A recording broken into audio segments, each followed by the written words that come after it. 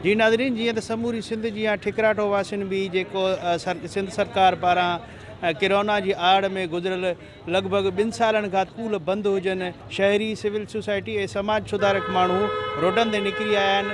अचो त वधीक उन्हनि खां पुछूं था उन्हनि जो छा चवणु। हिन वक़्तु जेको असां एहतिजाज कयो आहे उहो तालीम जे लाइ कयो आहे। तालीम जेका वज़ीर आला मुराद अली शाह सां असां इहो इल्तिजा था कयूं, इहो चऊं था पिया त स्कूल खोले ऐं केॾाए जो कोल आहे त जेकॾहिं तव्हांखे कंहिं बि क़ौम खे तबाह करिणो आहे त उनजी तालीम तबाह कयो, उन सां जंग न कयो।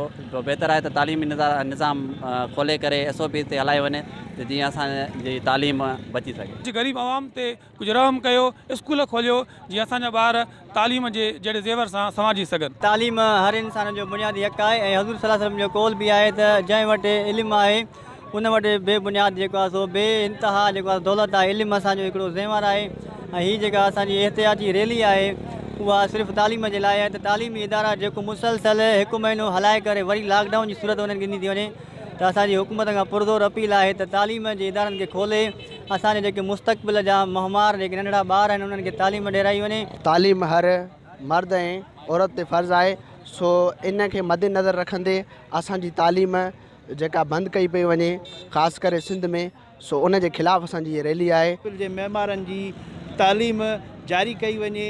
कैमरामैन मुग़ल महर सां गॾु मजीद महर, सिंध TV न्यूज़ ठिकरा।